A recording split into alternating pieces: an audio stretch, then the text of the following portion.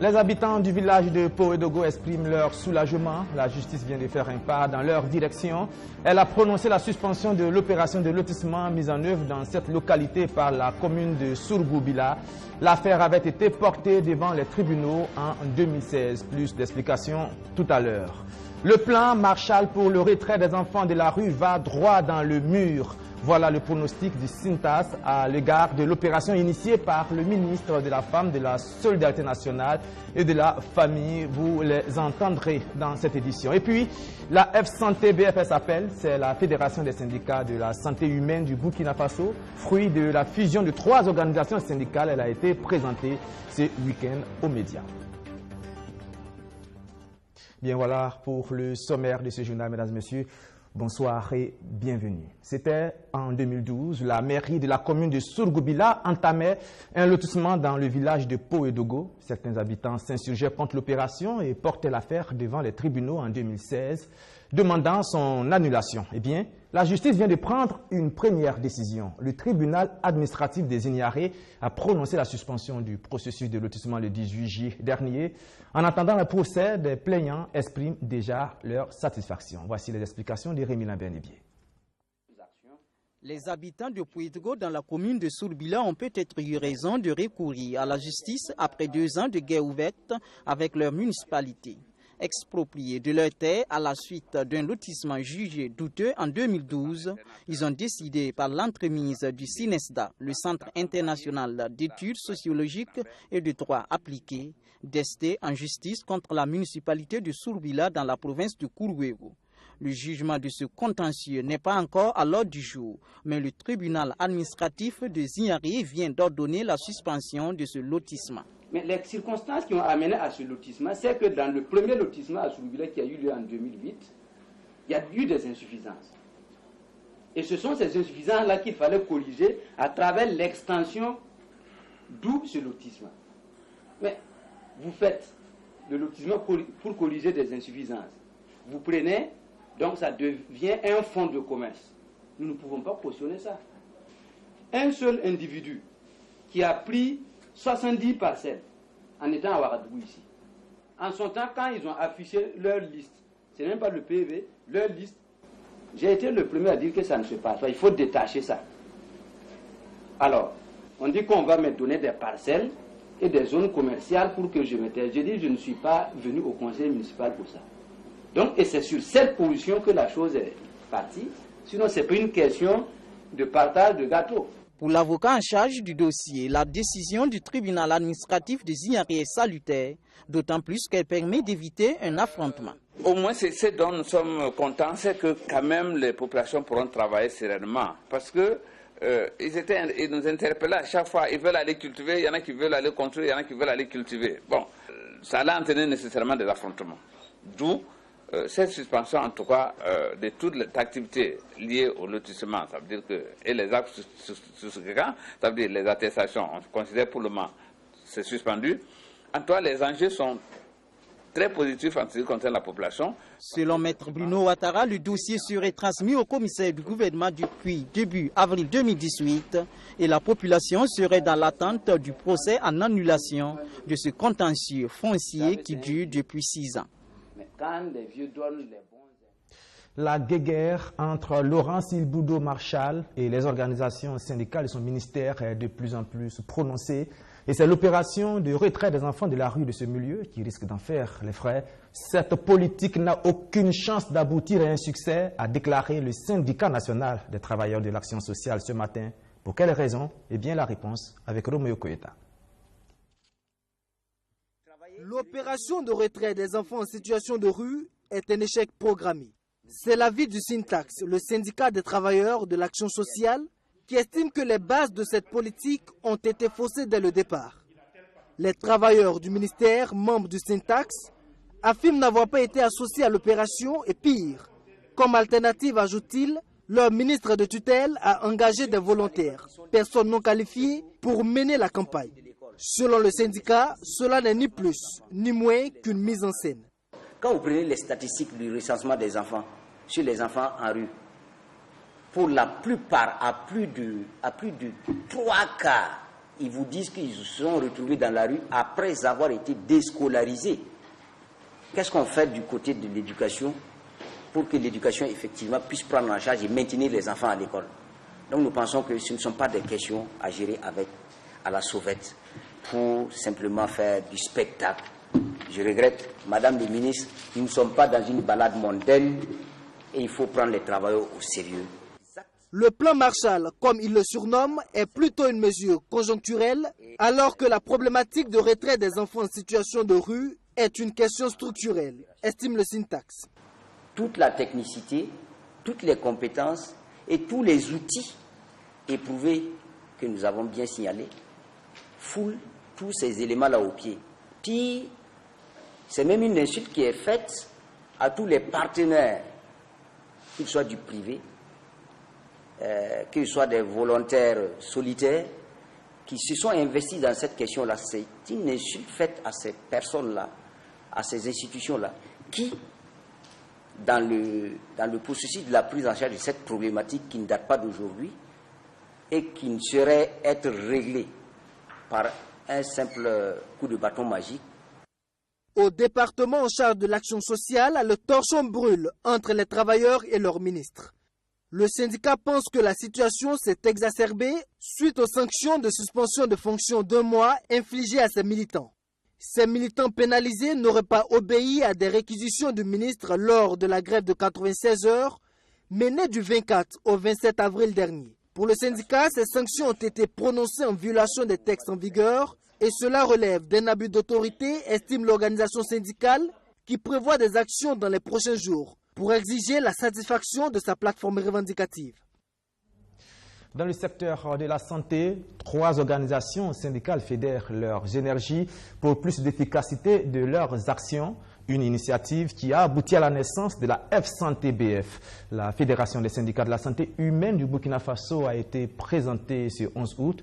Une fédération dont les membres ne semblent plus être sur la même longueur d'onde que le SYNCHA, avec lesquels ils ont eu pourtant à mener des batailles communes sur certains sujets.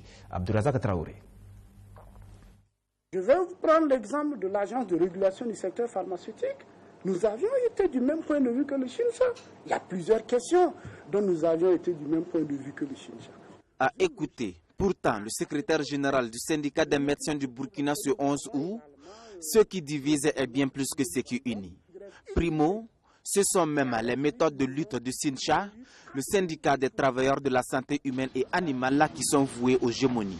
Les médecins ont travaillé. Aujourd'hui, il y a des sages-femmes qui ont travaillé. Il y a des infirmiers qui ont travaillé.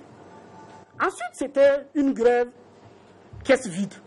Moi, je suis à l'hôpital de district de Borgo. Nous avons eu plus d'argent ce jour que d'habitude. Nous avons eu plus d'argent ce jour que d'habitude. Donc aujourd'hui, le peuple est mûr.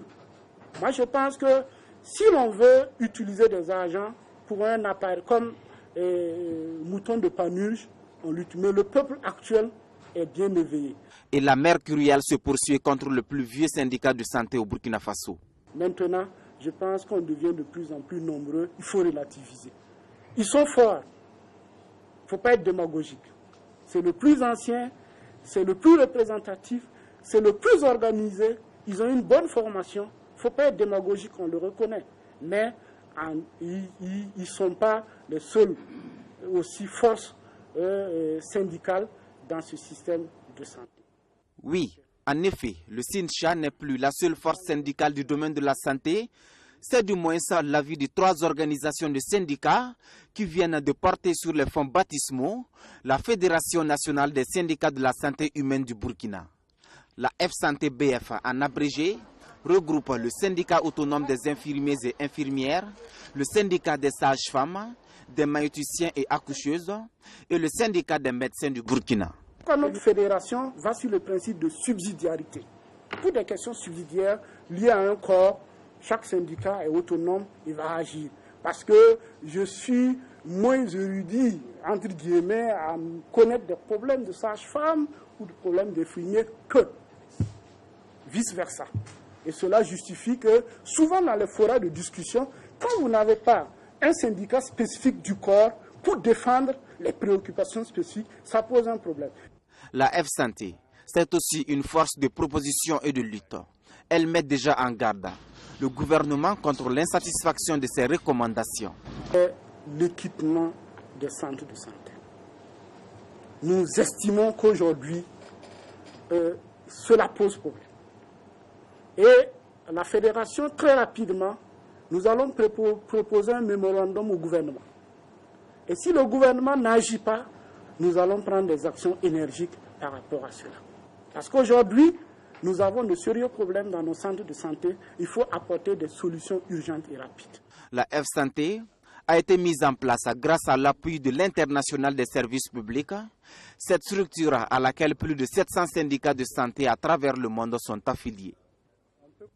La conférence annuelle statutaire des cadres de l'UNUPS a pris fin ce 11 août. La rencontre a été l'occasion pour ces intellectuels de réfléchir à leur rôle dans le rayonnement du parti. Mais encore une fois, au cours de cette rencontre, l'Union pour la Renaissance Parti Sankariste est revenue sur les raisons de son amarrage à la majorité présidentielle. Le compte rendu de Roméo Koïta. Nous n'avons pas fait une alliance avec le MPP, avec les partis de la majorité présidentielle, parce qu'il y a de la soupe à boire. Non! C'était au cours de la conférence annuelle statutaire des cadres de l'UNUPS, l'Union pour la Renaissance Parti Sankariste, ce 11 août. Plus de 2 années après son adhésion à la majorité présidentielle, Maître Benewene Sankara continue toujours de justifier cette alliance. Peut-être pour répondre à ses détracteurs qui pensent qu'il a sacrifié son idéologie sankariste pour jouir des avantages du pouvoir aux côtés du MPP, le mouvement du peuple pour le progrès. Mais la raison est tout autre, selon le président du parti. À l'UNUPS, nous nous sommes engagés dans un combat parce que nous avons foi en la démocratie, nous avons foi au développement économique et social de ce pays, nous avons foi au progrès de ce pays. Et c'est pour ça que nous nous sommes engagés pour que Blaise Compaoré fuit le pays, pour qu'il y ait une alternance. L'alternance obtenue avec le MPP, le parti de l'œuf parle désormais d'alternative. Une alternative qui consisterait à opérer une véritable rupture dans la manière de gouverner. Mais il y a aussi les hommes qui doivent changer. Nous avons fait un saut dans un feu. Il y a un second saut à faire. C'est celui de l'alternative. Le Burkina Faso a besoin d'une véritable rupture. Il ne faut pas se voiler la face. Le Burkina Faso a besoin d'une nouvelle gouvernance. Le Burkina Faso a besoin d'hommes et de femmes propres. En parlant d'hommes et de femmes propres, serait-ce une manière de vouer aux hégémonies la classe politique dirigeante actuelle dont il fait lui-même partie? Qu'à cela ne tienne, l'UNUPS s'occupe pour l'instant de sa cuisine interne. Les militants sont venus des 4 coins du pays pour réfléchir sur la responsabilité du cadre de l'UNUPS dans le rayonnement du parti.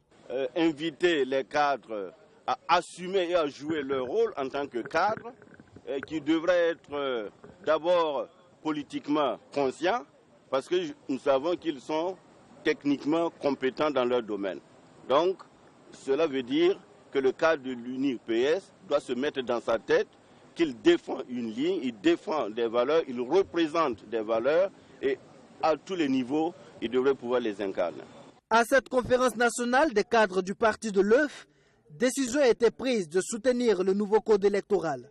Pour les élections de 2020, le candidat du parti sankariste sera connu à l'issue du prochain congrès. Malgré l'arrivée tardive des pluies et les actions néfastes des chenilles légionnaires, la campagne agricole 2018-2019 s'annonce plutôt prometteuse dans la région des Hauts-Bassins. C'est le constat qu'a fait le ministre de l'Agriculture en visite dans certains champs de la région. Reportage, Rémi Lambert-Nébier. Des champs bien verdoyants qui repoussent de jour en jour au loin le spectre de la mauvaise campagne agricole écoulée dans les Hauts-Bassins. Bien que 8 postes sur 10 enregistrent à la date du 31 juillet une pluviométrie déficitaire comparée à 2017, sa bonne répartition spatio-temporelle à partir du mi-juillet permet à la plupart des spéculations de poursuivre normalement leur phase de montaison. La saison s'est installée avec un peu de retard et nous étions très inquiets. Aujourd'hui, quand on veut faire le point, nous constatons que partout où nous sommes déjà passés, les champs répondent très bien, les producteurs sont satisfaits et nous voyons que s'il n'y a pas de problème de sécheresse comme l'année passée, s'il n'y a pas de problème d'arrêt brusque de la pluie, nous espérons pouvoir quand même avoir de très bonnes récoltes. Tout comme en 2017, la menace des chenilles légionnaires est réelle. Certains agents de l'agriculture affirment que la quasi-totalité des champs ont été visités. Des insectes nuisibles qui suscitent les inquiétudes des paysans. Notre principale difficulté aujourd'hui, ce sont les chenilles légionnaires qui attaquent les champs depuis l'année dernière. Comme nous avons la chance d'avoir des chercheurs parmi nous, il serait bien qu'ils prennent à bras le corps le problème. Sinon, ça peut être catastrophique. Et le combat a été mené tout de suite et vous constatez aujourd'hui qu'on ne les sent pas dans les champs. Tous les champs que nous avons visités, on ne sent pas les chenilles légionnaires. Ça nous encourage quand même et ça nous permet d'encourager les producteurs dans ce qu'ils font et d'apporter tout notre accompagnement pour que cette campagne soit une bonne campagne. Malgré les contraintes d'insuffisance d'intrants et de manque de matériel agricole mécanique, les producteurs des hauts-bassins espèrent de bonnes moissons à l'instar de Yacouba Ouattara, exploitant de 15 hectares de maïs. S'il y a eu en tout cas de bonnes pluies, je me dis que en tout cas de la manière que j'ai fait mon effort, j'attends en tout cas un bénéfice, si tout va bien. Bon, le rendement, on s'attend à 6 tonnes à l'hectare.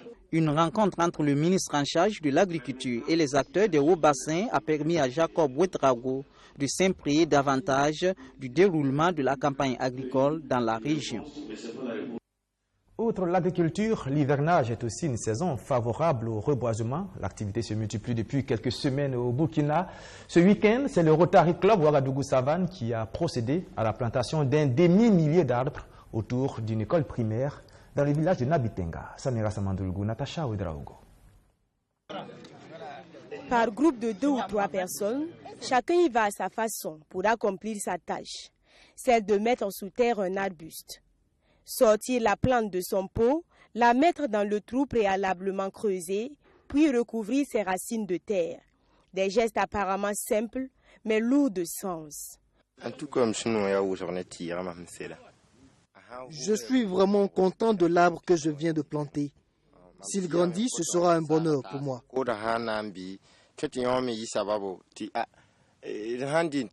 Je prie Dieu qu'un jour, nous puissions venir manger et causer sous son ombre.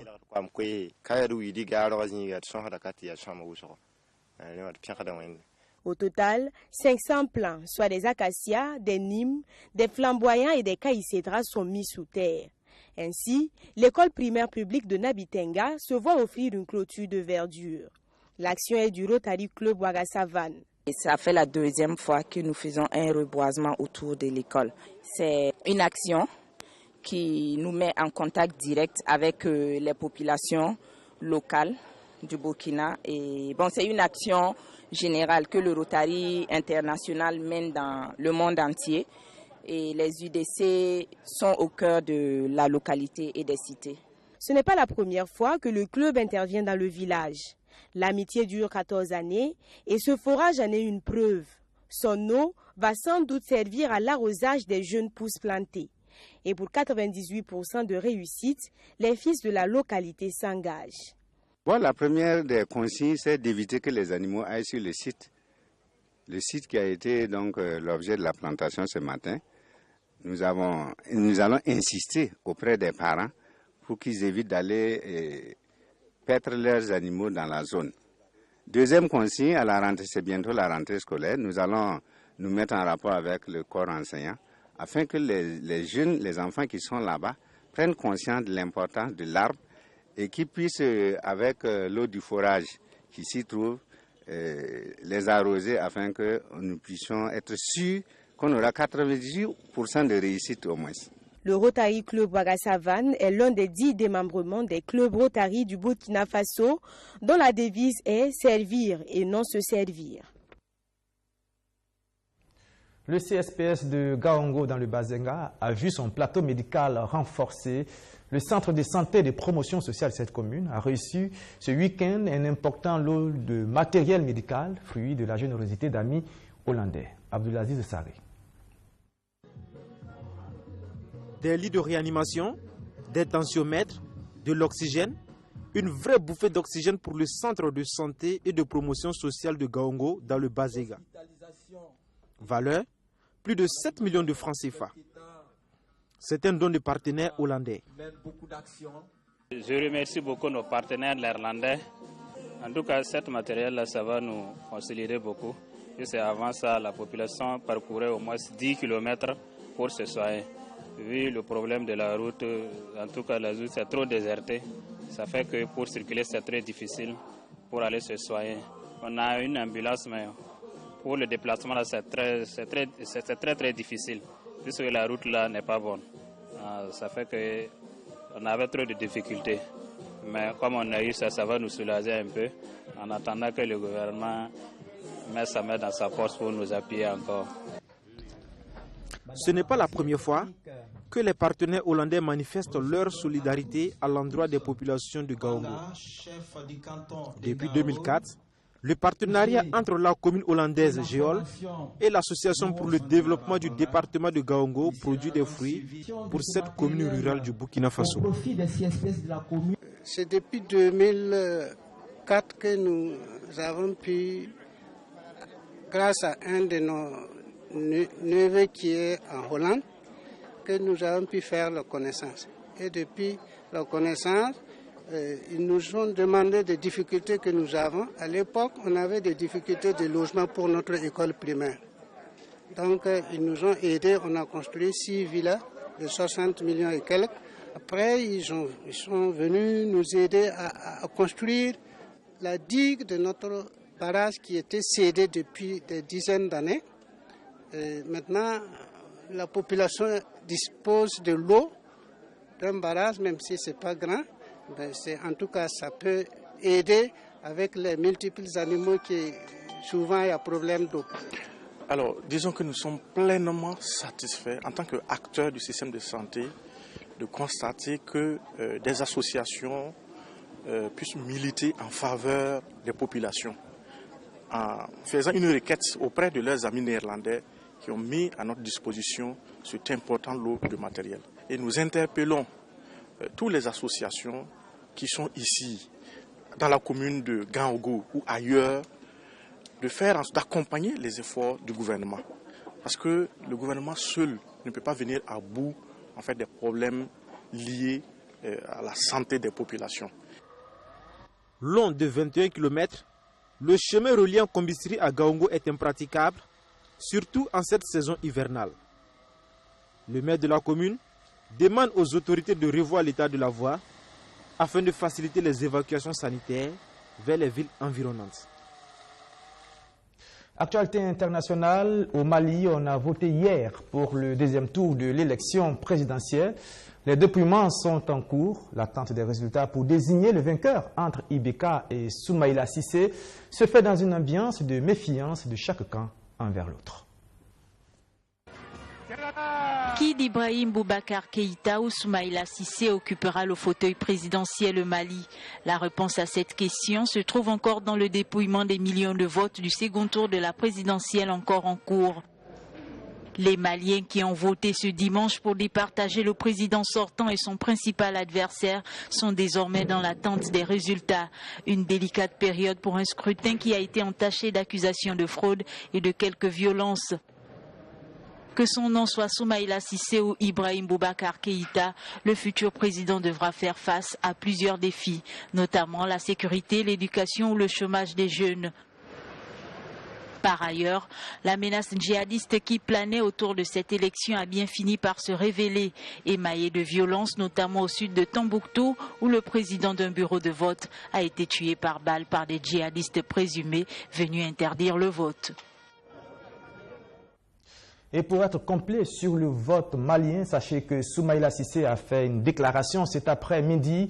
Il rejette déjà les premiers résultats sortis des urnes. Le challenger d'Ibrahim Boubacar Keïta crie à la fraude. Nous y reviendrons en détail dans nos prochaines éditions. Et c'est ici que prend fin ce journal. Merci de l'avoir suivi. Je vous donne rendez-vous demain à la même heure, 19h30, pour notre session de l'information. Merci de votre fidélité.